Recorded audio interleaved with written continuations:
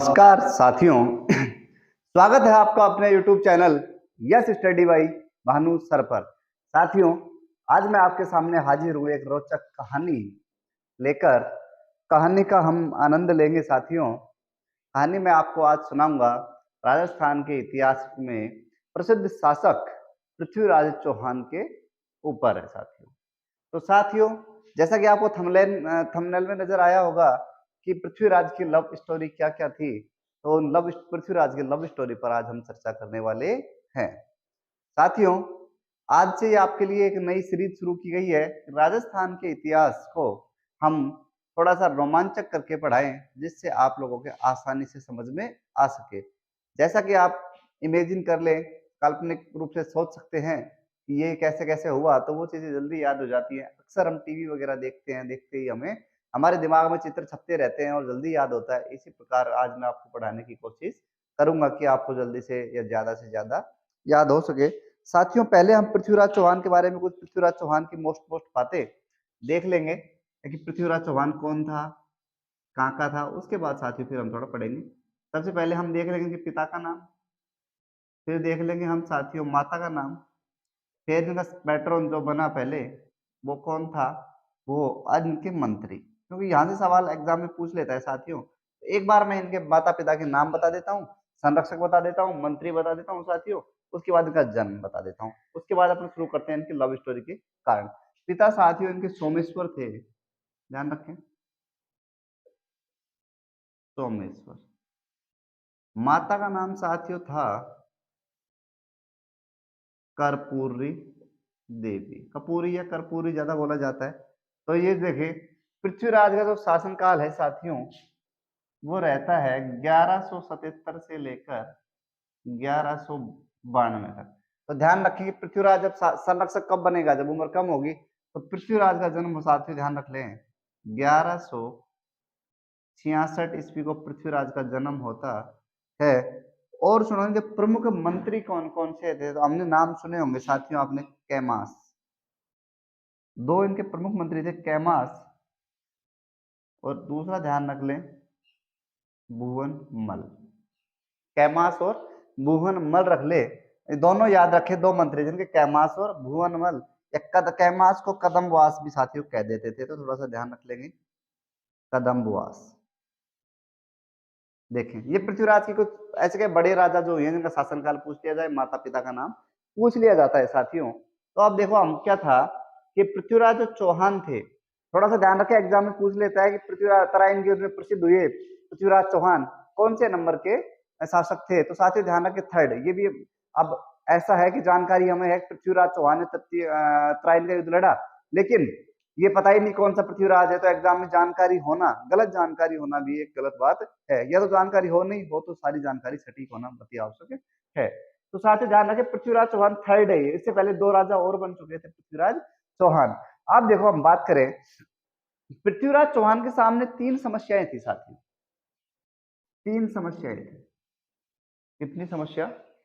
पृथ्वीराज चौहान के सामने साथियों तीन समस्याएं थी। कौन कौन सी गुरु जी? देखिए साथियों,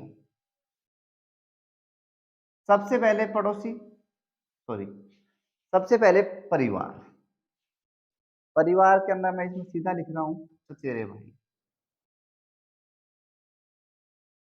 चचेरे भाई। उसके बाद साथियों पड़ोसी, और उसके बाद विदेशी। साथियों, चचेरे भाई से मतलब कि जो पृथ्वीराज को उत्तराधिकारी घोषित करते हैं विक्रमराज चतुर्थ, जो पृथ्वीराज चौहान के ताऊजी थे। कहने का मतलब कि पृथ्वीराज राठौड़ उनका भतीजा, पृथ्वीराज चौहान उनका भतीजा था। तो साथियों ध्यान रखें कि अब चचेरे जो भाई होंगे वो भी तो राज्य राज्य करना चाहेंगे। इस कारण से चचेरे भाइयों से विद्रोह रहा सबसे पहले। फिर साथियों पड़ोसी। अब पड़ोस में कौन कौन था देखें, यहां से आएगी पृथ्वीराज की लव स्टोरी। पृथ्वीराज के पड़ोस में चंदेल थे, चंदेल। उसके अलावा गढ़वाल साथियों, चंदेल, गढ़वाल। और आप देखें ये थे इसके पड़ोसी। अब पड़ोसी के साथ हुआ क्या, पृथ्वीराज चौहान पड़ोसी के साथ होगा क्या कि पड़ोसी भी चाहेंगे साम्राज्य का विस्तार करना। और पृथ्वीराज चौहान भी चाहेगा अपने साम्राज्य का विस्तार करना। तो साथियों चंदेल शासक थे, अब सुने कहानी। चंदेल शासक थे पृथ्वीराज चौहान, और पृथ्वीराज चौहान क्या करते हैं, चंदेल से करते हैं आक्रमण। किस कारण, कि अपने साम्राज्य को विस्तार के लिए। और प्रमृतिदेव के पास दो शासक होते हैं, दो सेनापति होते हैं साथियों, थोड़ा सा इंपोर्टेंट है, ध्यान रखें, वो भी बता ही देता हूँ, पढ़ा रहा हूँ तो। आला और उदल, दोनों इतने अच्छे लड़े थे पृथ्वीराज चौहान, दोनों इतने अच्छे लड़े थे कि इनके लिए कहा जाता है साथियों, इनके लिए कुछ लाइनें हैं कि 12 वर्ष, साथियों इनके लिए कुछ लाइनें हैं जो लिखी है किसमें, जो हमारे इतिहासकारों ने साथियों लिखी है कि 12 वर्ष कुकर जिए, 12 वर्ष कुकर जिए, 13 वर्ष जिए सियार, 18 वर्ष 18 क्षत्रिय जिए, फिर जीना धिक्कार। एक बार फिर से, 12 वर्ष कुकर जिए, 13 वर्ष जिए सियार, वर्ष 18 क्षत्रिय जिए, बाकी जीना धिक्कार। कि अगर लड़ना है तो क्षत्रिय की तरह लड़ो, चाहे उम्र 18 साल, चाहे 90 साल हो, चाहे 60 साल हो, लड़ो 18 साल के क्षत्रिय की तरह। तो साथ ही ध्यान रखें चंदेल, अब चंदेलों से आक्रमण युद्ध होता है 1182 में पृथ्वीराज चौहान का, जिसे हम महोबा का युद्ध कहते हैं। साथी ध्यान रखें, महोबा का युद्ध। महोबा के युद्ध में क्या होता है साथियों, कि ये इसके चंदेल की मदद कर देते हैं गहड़वाल, और गहड़वाल में जो शासक था साथियों वो था जयचंद। जयचंद की एक पुत्री होती है साथियों, जिसका नाम है संयोगिता। इसका क्या नाम है, संयोगिता। और इधर पृथ्वीराज चौहान का एक इतिहासकार है, ये पृथ्वीराज चौहान का एक ऐसा मित्र है चंद्रबरदाई, इनके लिए कहा जाता है कि एक था जन्म और एक था मरण, कि दोनों एक साथ पैदा हुए थे, एक साथ ही मरे थे साथियों। तो ध्यान रखें, अब हुआ क्या कि गहड़वाल था जयचंद गहड़वाल, और उसकी एक पुत्री थी संयोगिता, और कहा जाता है कि जो संयोगिता जो पुत्री थी उसका प्रेम हो जाता है पृथ्वीराज चौहान से साथियों। अब पृथ्वीराज चौहान से प्रेम हो गया किसको, संयोगिता को। कहा ऐसा भी जाता है कि संयोगिता ने पृथ्वीराज को नहीं देखा था, लेकिन इतना बड़ा शासक था कि उसकी प्रसिद्धियां पूरे भारत में प्रसिद्ध हो रहा था वो। संयोगिता को ये बात पता लगी, तो संयोगिता को उससे प्रेम हो गया था। और कहा जाता है दिल्ली से चित्रकार एक बार आया था, कहाँ, इसके गहड़वाल के पास, जयचंद के पास, और आता है और वो चित्रकारी अपनी दिखाना शुरू करता है। ये बात पता लगती है साथियों संयोगिता को। अब साथियों संयोगिता को पता लगी, तो संयोगिता को चित्रकार को बुलाया, और सब चित्रकार उसको फोटो दिखा रहा था, तो उस फोटो में आ जाते हैं पृथ्वीराज चौहान। वो पूछती है ये कौन है, तो चित्रकार कह देता है कि जैसे विदेशी भाषा में कि छोरी सियानी मत बन, ये वही है जिसे तू चाहती है। अब ये बातें सब हो जाती हैं, वो देख लेती है, चित्रकार को कहती है कि आप एक मेरा चित्र बनाए और पृथ्वीराज चौहान तक पहुंचाए। ऐसा ही होता है कि पृथ्वीराज चौहान तक संदेश पहुंचता है कि संयोगिता उनसे प्रेम करती है, जयचंद गढ़वाल की पुत्री है। अब पड़ोसी होने के कारण, जयचंद गढ़वाल पड़ोसी था, तो कहा जाता है कि जो जयचंद है, जयचंद क्या करता है साथियों, एक राजसूय यज्ञ का निर्माण करवाता है, राजसूय यज्ञ। अब साथियों राजसूय यज्ञ कब होता था, जब होता था राजसूय यज्ञ, जब जब ये सभी अड़ोसी पड़ोसी सभी राजा को जीत लेगा तो एक यज्ञ करेगा, उस यज्ञ का नाम होगा राजसूय यज्ञ। और राजसूय यज्ञ जब हुआ, यज्ञ करता है तो सभी राजाओं को बुलाता। तो अब संयोगिता को प्रेम का पता लग चुका था जयचंद को, और जयचंद जी ने क्या किया कि संयोगिता को लिए राजसूय के साथ साथ इसे साथियों खर्चा बच जाएगा, तो इसी में रख देता है स्वयंवर, संयोगिता का स्वयंवर। स्वयंवर का मतलब होता है साथियों कि स्वयं कि खुद के द्वारा पति का चुनाव, और सभी राजकुमारों को इनविटेशन दे देता है कि साहब ऐसे ऐसे में संयोगिता का स्वयंवर है और आप लोग सब आ जाएं। सभी राजा बढ़िया क्या बोलते हैं, फेस वॉश करवाते हैं, फेशियल करवाते हैं, तैयार होकर पहुंच जाते हैं कहाँ, जयचंद गढ़वाल के। कहा जाता है कि पृथ्वीराज उनका क्या बोलते हैं विद्रोही था, या नजदीक रहते थे, विरोधी थे, तो आपस में एक दूसरों के, तो विरोध के कारण क्या क्या थे साथियों, उनके बारे में भी हम एक बार चर्चा कर लेते हैं।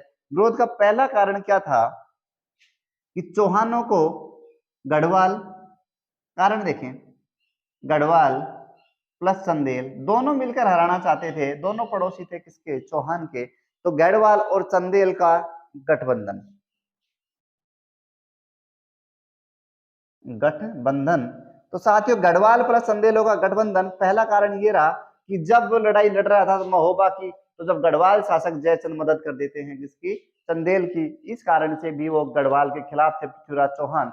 दूसरी बात करें साम्राज्य का विस्तारीकरण, ये तो होता ही था, साम्राज्य को बढ़ा रहा था कौन, साथियों साम्राज्य को दोनों बढ़ाना चाहते थे, इस कारण भी आपस में विरोध था। और तीसरा कारण बात करूं कि दिल्ली पर अधिकार कौन करना चाहता था। देखो दिल्ली पर अधिकार की बातें थोड़ी करेंगे। दिल्ली पर अधिकार कहा जाता है कि तो पृथ्वीराज चौहान की माता थी कर्पूरी देवी, इनके पिता का नाम था आनंदपाल। अनंत पाल। और साथियों आनंद पाल की दो पुत्रियां थी, एक पुत्री कर्पूरी देवी जिससे पैदा होते पृथ्वीराज चौहान, और दूसरी पुत्री जो गढ़वाल शासक में शादी हुई थी और जिसके पैदा होता है जयचंद। तो आपस में दोनों मौसेरे भाई थे और कहा जाता है कि जब उनके मामा जी नहीं थे तो उन पर ये कहा गया कि जयचंद गढ़वाल जो है वो जाकर दिल्ली पर शासन कर लेता है, जिस कारण पृथ्वीराज चौहान और इसके बीच में विरोध पैदा हो जाता है। उसके बाद चौथा कारण और अंतिम कारण साथियों हम देखने वाले हैं, वो साथियों है संयोगिता। वो कौन है? संयोगिता। संयोगिता पर साथियों हम चर्चा करने वाले हैं। तो संयोगिता के बारे में सुने। अब संयोगिता को प्रेम हो जाता है साहब किससे? पृथ्वीराज चौहान से। और पृथ्वीराज चौहान से प्रेम हो गया तो अब ये बात पता लग गई जयचंद को, और जयचंद जल्दी से जल्दी शादी करने की कोशिश करता है और एक यज्ञ का निर्माण और उसी यज्ञ में काम करवा देता है स्वयंवर का, कि संयोगिता की शादी है, स्वयंवर है, आप सब लोगों को आना है। सभी राजकुमार वहां पर पहुंचते हैं और पृथ्वीराज चौहान को वो इनविटेशन नहीं देते, लेकिन पृथ्वीराज चौहान को ये बात साथियों पता थी कि संयोगिता मुझसे प्रेम करती है, मैं संयोगिता से शादी करना चाहता हूँ। तो साथियों एक्चुअली हुआ क्या कि वहां पर अब पृथ्वीराज चौहान को बुलाया नहीं गया, लेकिन सभी राजकुमारों के वहां आए थे। तो ऐसा तो नहीं हो सकता कि जयचंद गढ़वाल ने क्या किया, थोड़ा सा आगे चलकर पृथ्वीराज चौहान की एक मूर्ति बनवाई और वहां पर जहां पर गेट कीपर खड़ा होता है, जहां पर चप्पलें खोली जाती है, स्लीपर उतारी जाती है, वहां पर पृथ्वीराज चौहान की मूर्ति रख देते हैं। संयोगिता आती है स्वयंवर में और संयोगिता के हाथ में दे दी जाती है साथियों वरमाला। अब वरमाला दे दी गई संयोगिता के हाथ में। अब संयोगिता आके एक एक राजा से आती है, शुरुआत करती है, शुरुवाड़े को खड़ा करती है कि हाँ भाई, हाँ जी बताइए कितने पढ़े हैं। राजा बोलते हैं कि मैंने बीएड किया है। पिछले रीट में कितने एग्जाम थे, अगला क्वेश्चन होता है संयोगिता का। वो बोलते हैं पिछले रीट में मेरा तो प्री क्लियर नहीं हुआ था, लेकिन अब की बार अच्छी तैयारी है। फिर चलो ठीक है बैठो, दूसरे राजा खड़ी करती है, पूछती है बताओ ज्योग्राफी में, राजस्थान में, हिस्ट्री में मेवाड़ मारवाड़ क्लियर? मना कर देता है कि नहीं है। तो बोलते हैं ठीक है, फिर छोड़ देती है। ऐसे चलती है, क्वेश्चन पूछते है, आगे वाले से पूछती है पॉलिटी क्लियर है? नहीं है। रात को भानु सर की ऑनलाइन क्लास आती है, पढ़ते हो? नहीं पढ़ते। तो सबको छोड़ते छोड़ते आ जाती है और देख लेते पृथ्वीराज चौहान नहीं है। जैसे ही वो अंत में पहुंच जाती है, अंत में पहुंचती है, तो पृथ्वीराज चौहान की मूर्ति देखकर उसको गुस्सा आ जाता है और वो क्या कर लेती है कि पृथ्वीराज चौहान की मूर्ति तो देख लेती है, अब करे क्या? तो वो अंत में क्या करती है, उस मूर्ति को ही अपना जो वरमाला है वो पहना देती है। और पहना कर ये सब घटना देख रहा था पृथ्वीराज चौहान, अपनी सेना के साथ वहीं भीड़ में खड़ा था। और वो जब जैसे ही उस वरमाला को वरमाला पहनाती है पृथ्वीराज की मूर्तियों को, जैसे चरण स्पर्श करने लगती है, वहां पहुंच जाते हैं पृथ्वीराज चौहान और वो अपने घोड़े के साथ पहुंचते हैं, वहीं से उठाते हैं संयोगिता को और लेकर हो जाते हैं पार।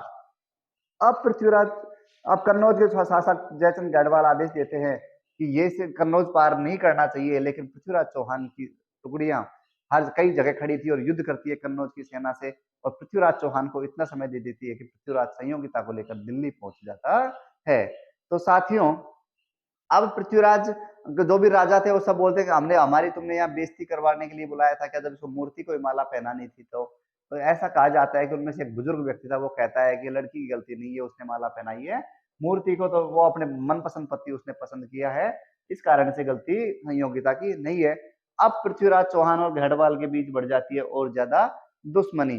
तो साथियों ध्यान रखें, पृथ्वीराज चौहान की ये थी लव स्टोरी की संयोगिता को उठा कर ले जाता है, कि वो उसके घर जाता है, घर से उठाता है। तो कहा जा सकता है कि पत्नी दोनों में प्रेम बहुत अच्छा था।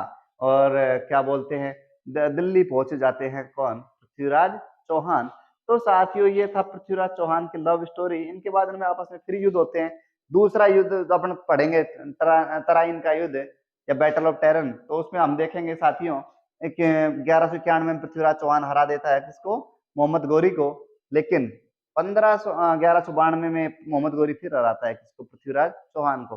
साथियों ये बात जो मैंने बताई पृथ्वीराज की लव स्टोरी या संयोगिता एक कारण रहा, इस बात को कोई भी इतिहासकार नहीं मानता, लेकिन एक इतिहासकार हमारे हुए हैं चंद्रबृदाई, जिसने पृथ्वीराज के बारे में जो बातें लिखी है कि ये ऐसे ऐसे उठा के ले गया था, ये सब बातें वो सही बताते हैं। बाकी सभी इतिहासकार इन बातों को गलत बताते हैं। एक बात और ध्यान रखें कि हमारे दशरथ शर्मा एक अच्छे प्रमुख इतिहासकार हैं, जिन्होंने पुस्तक लिखी the early the early Chauhan dynasty. और उस अर्ली चौहान डायनेस्टी में ये बताते हैं कि ये बात प्रेम प्रधान जो कहानी है ये बिल्कुल सही है। तो ध्यान रखेगा एग्जाम में पूछे पृथ्वीराज चौहान की संयोगिता वाली कहानी को किसने प्रमुख या सही माना है, तो साथियों हम आंसर लगा देंगे दशरथ शर्मा। और उसके अलावा कोई भी इतिहासकार इस बात को नहीं मानते हैं। उसके अलावा साथियों पृथ्वीराज चौहान देखो बलपूर्वक दिल्ली लेकर आ जाता है संयोगिता को, और संयोगिता से इतना प्रेम करता है 1191 में तो जीत लेता है मोहम्मद गौरी को। उसके बाद संयोगिता को नहीं छोड़ता है, जिस कारण से उनका एक मित्र होता है चंद्रबरदाई, वो बहुत समझाते हैं उसको। और कहा जाता है कि 1192 का युद्ध होता है तराइन का युद्ध, जिसमें मोहम्मद गौरी पृथ्वीराज चौहान को क्या करता है, हरा देता है। सिरसा एक जगह पड़ती है, जब पृथ्वीराज चौहान मैदान छोड़ देते हैं तो सिरसा में पकड़ लेते हैं।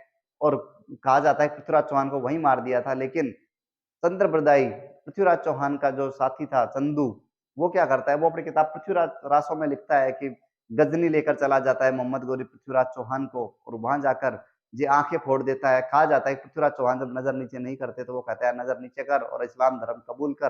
तो कहा जाता है पृथ्वीराज चौहान बोल देते हैं कि राजपूत कभी अपनी गर्दन कटवा लेगा लेकिन आंख नीचे नहीं करेगा, इस कारण से आंखें फोड़ देता है और जेल में डलवा देता है। ये सब कहानियां मानते हैं ओनली चंद्रबरदाई।